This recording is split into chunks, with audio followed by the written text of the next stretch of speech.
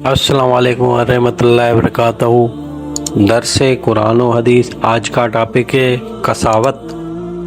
कसावत का मानी है दिल का सख्त और हक की अतबा से दूर हो जाना।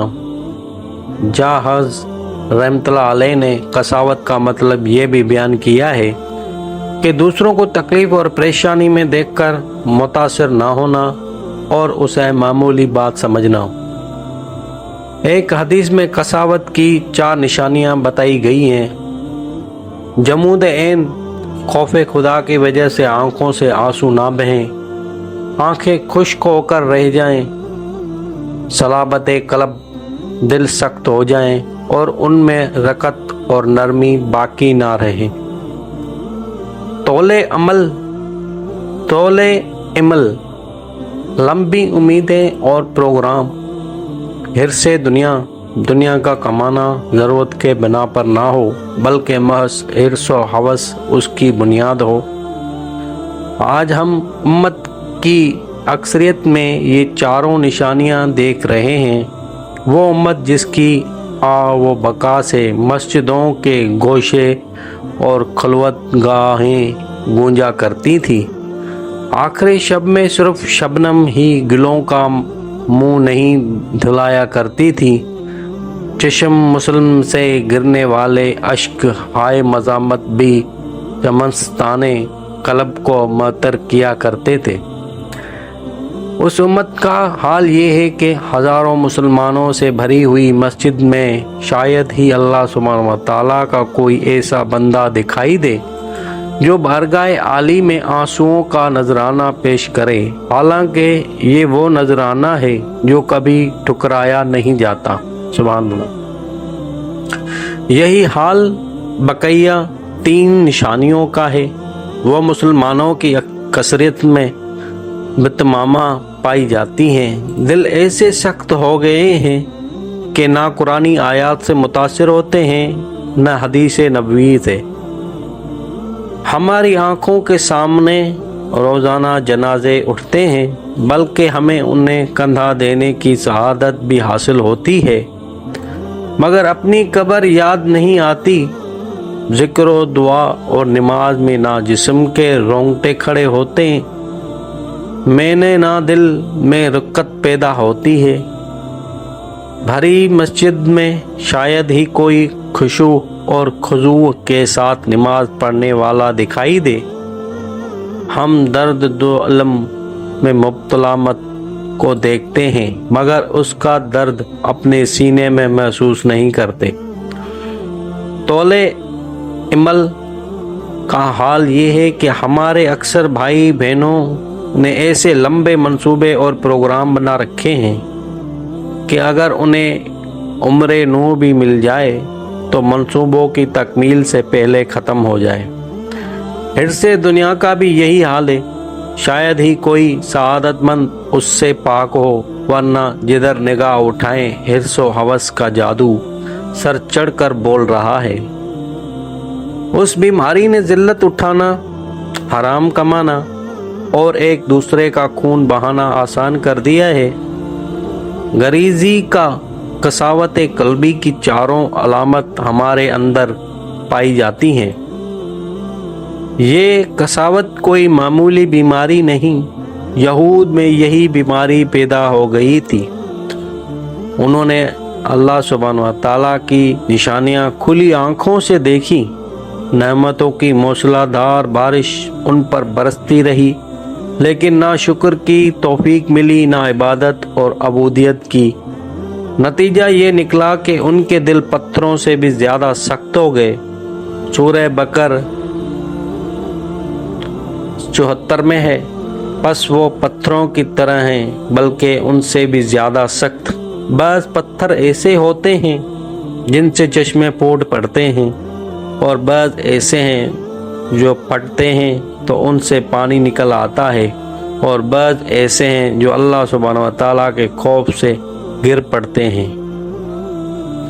यहूद के सामने पत्थरों के फटने, उनसे चश्मे बहने और खौफे खुदा से गिरने की जो कैफियत जिक्र की गई हैं, तो उनके लिए उन सारी हालतों का समझना بہت آسان تھا، اس لیے کہ وہ اپنی آنکھوں سے اس پتھر کو بھی دیکھ چکے تھے جس سے 12 چشمے پھوٹ پڑے، اور اس پہاڑ کا بھی نظارہ کر چکے تھے جس پر تجلی الہی پڑی تھی تو وہ ریزہ ریزہ ہو گیا تھا۔ سبحان اللہ۔ اہل علم کہتے ہیں کہ 3 قسم کے پتھروں کا ذکر فرما کر سمجھایا گیا ہے کہ جو لوگ کتاب اور علم کتاب کے حامل ہوں ان کا حال یہ ہونا چاہیے کہ دور دور کے لوگ ان سے استفاوا کریں، اگر ایسا ممکن نہ ہو تو قرب و جواروں والے تو ضرور مستفید ہوں، اگر یہ بھی نہ ہو سکے تو کم سے کم صاحب علم کی اپنی زندگی میں تو علم کا اثر ضرور دکھائی دینا چاہیے، لیکن جب کثرت گناہ کی وجہ سے دلوں پر قساوت چھا جائے تو پھر ان میں سے کوئی صورت بھی رب عمل نہیں آتی۔ دل کی قساوت کتنی بڑی شفاوت اور غضب الہی ہے، اس کا اندازہ ترمذی کی اس روایت سے ہوتا ہے جو حضرت ابن عمر رضی اللہ تعالیٰ عنہ سے مروی ہے۔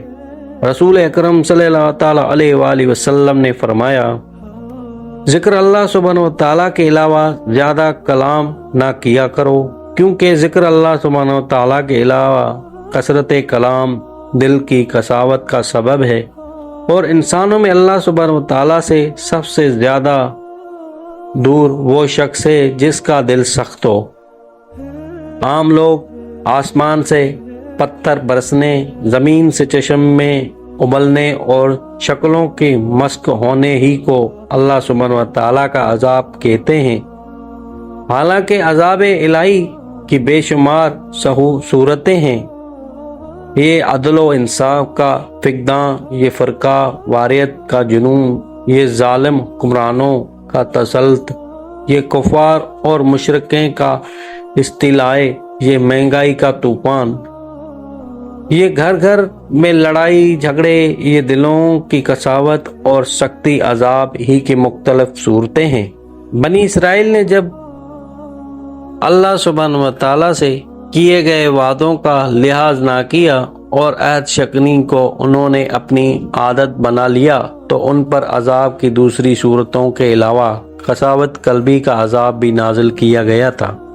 سورہ مائدہ میں ہے، بنی اسرائیل کی عہد شکنی کی وجہ سے ہم نے ان پر لعنت کی اور ان کے دلوں کو سخت کر دیا۔ ہم میں سے ہر ایک کو اپنا اپنا جائزہ لینا چاہیے کہ کہیں ہم بھی تو قساوت قلبی کی بیماری میں مبتلا نہیں ہو گئے۔ اگر خدا نخواستہ ایسا ہے تو ہمیں اس بیماری کے علاج پر سنجیدگی سے توجہ دینی چاہیے۔ قرآن کریم کی تلاوت، موت کو یاد کرنا اور ذکر اللہ سبحانہ و تعالیٰ کی کثرت قساوت کا بہترین علاج ہے۔ مسند احمد کی ایک حدیث میں خود نبی کریم صلی اللہ تعالیٰ علیہ وآلہ وسلم نے دل کی سختی کا علاج بتا لیا ہے۔ حضرت ابو ہریرہ رضی اللہ تعالیٰ عنہ سے روایت ہے کہ ایک صحاب نے رسول پاک صلی اللہ تعالیٰ علیہ وآلہ وسلم کے سامنے اپنی قساوت قلبی کا ذکر کیا تو آپ نے فرمایا، اگر تم اپنے دل کو نرم کرنا چاہتے ہو تو مسکین کو کھانا کھلاؤ اور یتیم کے سر پر ہاتھ رکھو۔ ظاہر ہے قساوت کا علاج صرف ان 2 اعمال میں منحصر نہیں بلکہ علاج تو اور بھی ہیں، مگر ممکن ہے جن صاحب سے سوال کیا تھا ان کے حال کے مناسب یہی علاج ہو، اس لیے کہ ہمارے آقا حضرت محمد مصطفیٰ صلی اللہ تعالیٰ علیہ وآلہ وسلم حکیم بھی تھے اور مزاج شناس بھی تھے، نفسیات پر بھی آپ کی نظر خوب گہری تھی، اس لیے ہر شخص کو اس کے حالات کے مطابق جواب عنایت فرماتے تھے۔ اس ساری بحث سے ثابت ہوا کہ قساوت دل کی نرمی، رحمتیں اور خشوع کو ختم کر دیتی ہے۔ قساوت والا انسان اللہ سبحانہ و تعالیٰ سے بھی دور ہوتا ہے اور انسانوں سے بھی۔ قساوت نعمتوں سے محروم کر دیتی ہے اور انسان کو غضب کا مستحق بنا دیتی ہے۔